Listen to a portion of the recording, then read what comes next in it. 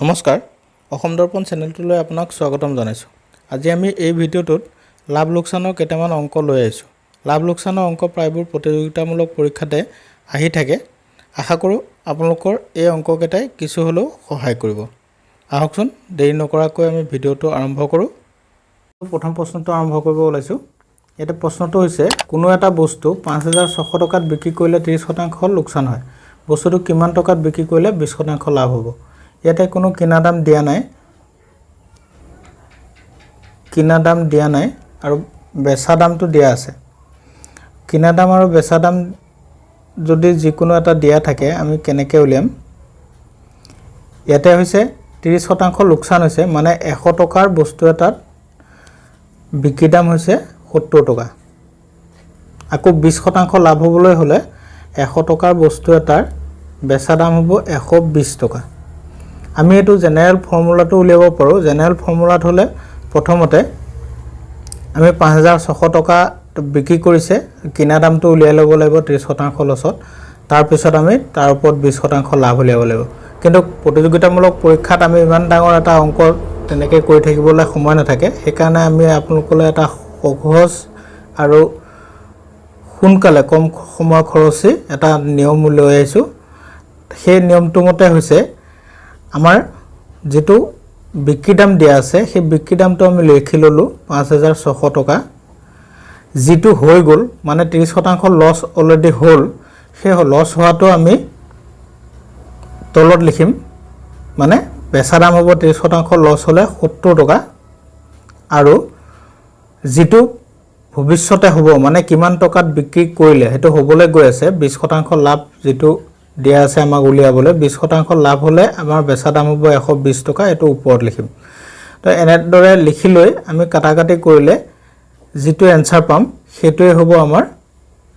কিনা দাম, বেচা দাম। ইয়াতে বেচা দামটো আমাৰ হ'বলৈ ১২০% লাভ হ'বলৈ হ'লে ৭ৰে ৫৬ক কাটাকাটি গ'লে ৭ ৮ গুণ ৫৬ ৮০, ৮০ পূৰণ ১২০ মানে ৯,৬০০ টকা। তেতিয়াহ'লে বস্তুটো যদিহে ৯,৬০০ টকাত বিক্ৰী কৰা হয় তেতিয়াহ'লে তেখেতৰ ২০% লাভ হ'ব। ইয়াতে আমি কিনা দাম নোলিওৱাকৈ ডাইৰেক্ট এটা বেচা দামৰ পৰাই আন এটা বেচা দামলৈ উলিয়াবৰ কাৰণে যিটো নিয়ম হয় সেইটো ফ'ল' কৰিছোঁ আৰু কৰি পেলাই আপোনালোকক সহজতে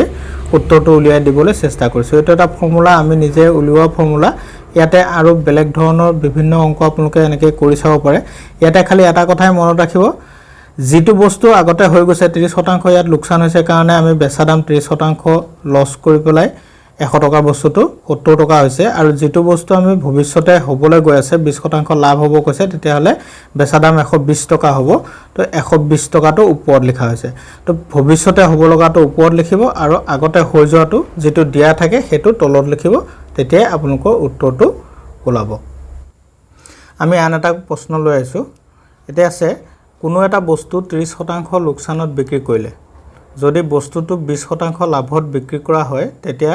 ২০০ টকা অধিককৈ পোৱা গ'লহেঁতেন। বস্তুটোৰ কিনা দাম কিমান? এই প্ৰশ্নটোত আমাক কোনো বেচা দাম দিয়া হোৱা নাই আৰু লগতে ইয়াৰ কিনা দামো দিয়া হোৱা নাই। আমাক খালি দিয়া হৈছে বস্তুটো ৩০% লোকচানত বিক্ৰী কৰিছিল, যদিহে ২০% লাভত বিক্ৰী কৰিলে হয় তেতিয়াহ'লে ২০০ টকা অধিক পালে হয়। তো আমি বস্তুটোৰ কিনা দাম উলিয়াব লাগে। এনেধৰণৰ অংকত আপোনালোকে এটা কাম ফৰ্মুলা মনত ৰাখিব, যদিহে দুইটাতে লাভ থাকে তেতিয়াহ'লে লাভৰ পৰা লাভটো বিয়োগ কৰিব লাগিব। যদিহে দুইটাতে লছ হয় বা লোকচান হয় তেতিয়াহ'লে লছৰ পৰা লছটো মাইনাছ কৰিব লাগিব, আৰু যদিহে এটাত লোকচান এটাত লাভ হয় তেতিয়াহ'লে এই দুইটা যোগ কৰিব লাগিব। লাভ প্লাছ লোকচান দুইটা যোগ কৰিব লাগিব। এতিয়া আমাৰ দিয়া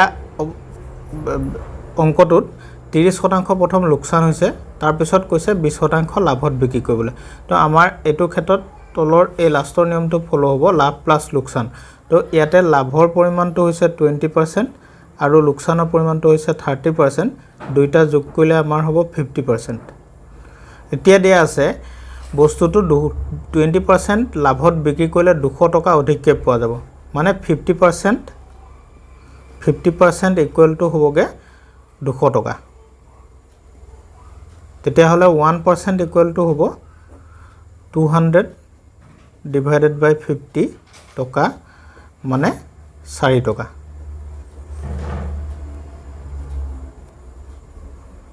যদি 1% 4 টকা হয় তেতিয়াহ'লে 100% কিমান হ'ব আপোনালোকে নিশ্চয় পাৰিব 4 টকা পূৰণ 100 সমান 400 টকা আমাৰ নিৰ্ণয় উত্তৰটো হ'ব 400 টকা আমি 400 টকাত বস্তুটো কিনিছিলো আৰু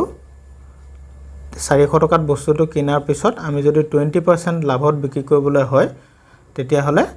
400 টকা বস্তুটোৰ দাম 480 টকা হ'ব আমি ইয়াৰ পিছৰ প্ৰশ্নটোলৈ আহিছো দোকানী এজনে 15 টকাত 12টা কলম কিনি 5 টকাত 10টা কলম বিক্ৰী কৰিলে লাভ বা লোকচানৰ শতাংশ উলিওৱা এতে আমাক লাভ বা লোকচানৰ শতাংশ ডাইৰেক্ট উলিয়াব দিছে তো আমি ইয়াত এটো অংক এনেদৰে কৰিম কিনা দাম আৰু ইফালে বেচা দাম তো 15 টকাত কলম কিনিছিলে 12টা আকৌ 5 টকাত বিক্ৰী কৰিছিলে 5 টকাত 10টা তো আমাৰ কিনা দাম হৈ যাব 15 টকাত ইনটু 10 150 আৰু এটো আমি পূৰণ কৰিম 60 টকা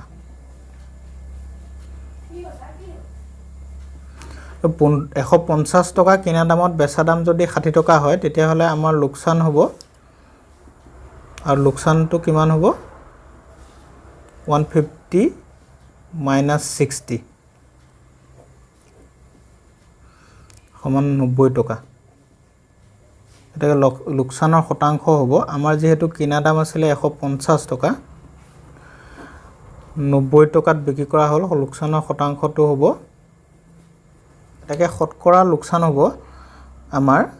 কিনা দামটো তলত থাকিব বেচা দামটো ওপৰত থাকিব ইনটু 100%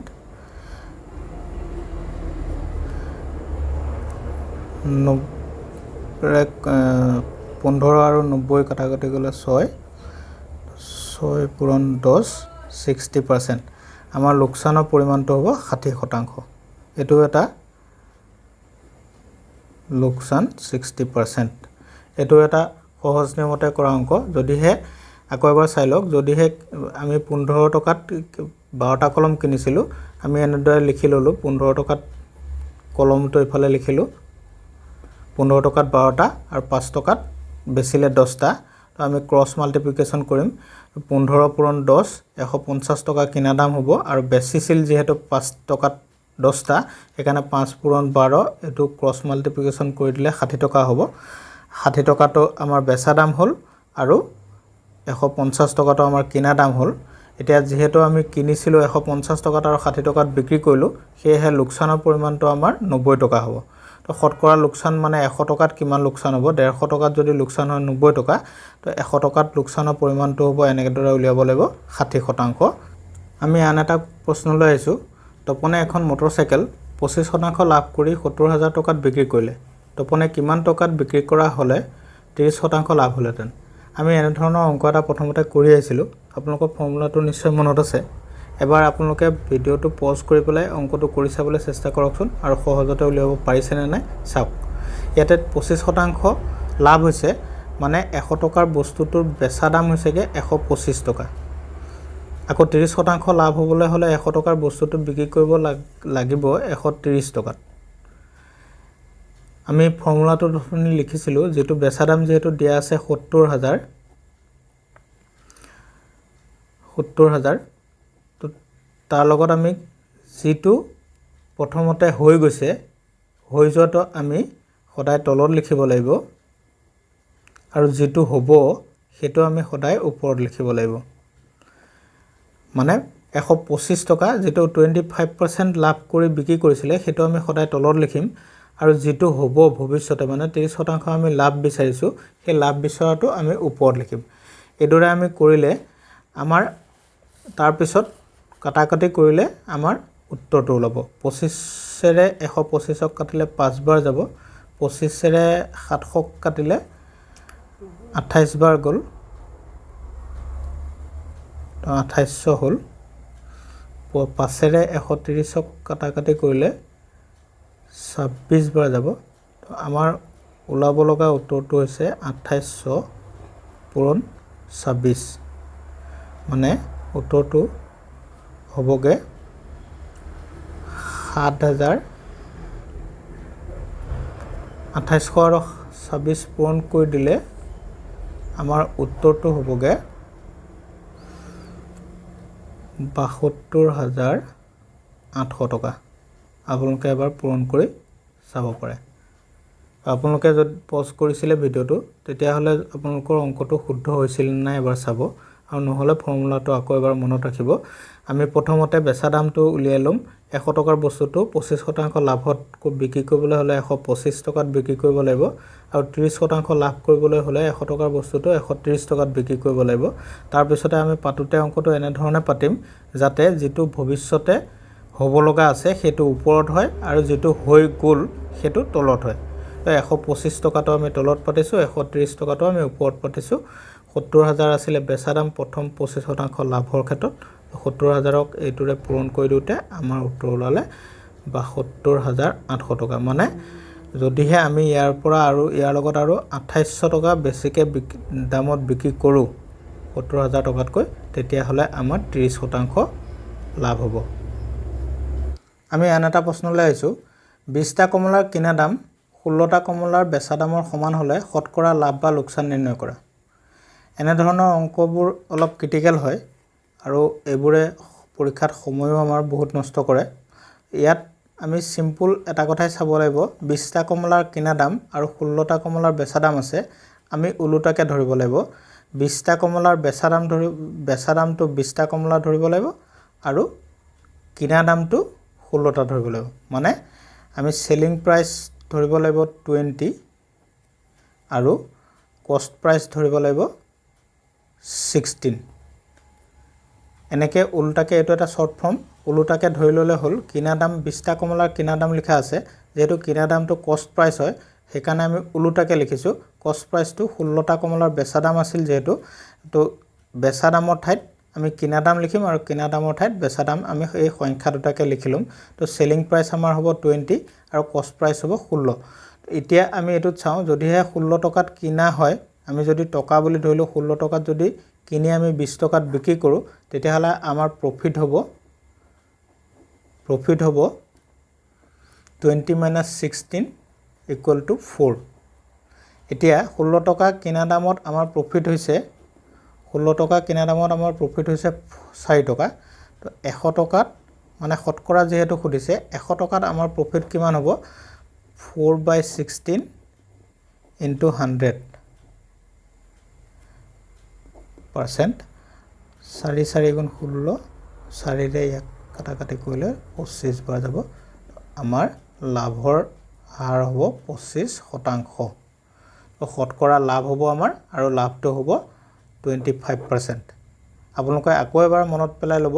20টা কমলাৰ কিনা দাম লিখা আছে সেইকাৰণে আমি সেলিং প্ৰাইস ধৰিছো 20 আৰু 16টা কমলাৰ বেচা দাম লিখা আছে সেইকাৰণে আমি কষ্ট প্ৰাইস মানে কিনা দাম ধৰিছো 16 উলুটাকে ধৰি ললে হল আপোনালোকৰ অংকটো শৰ্ট মেথডত ওলাই যাব নহলে আপোনাৰ পৰীক্ষাত বহু সময় নষ্ট হ'ব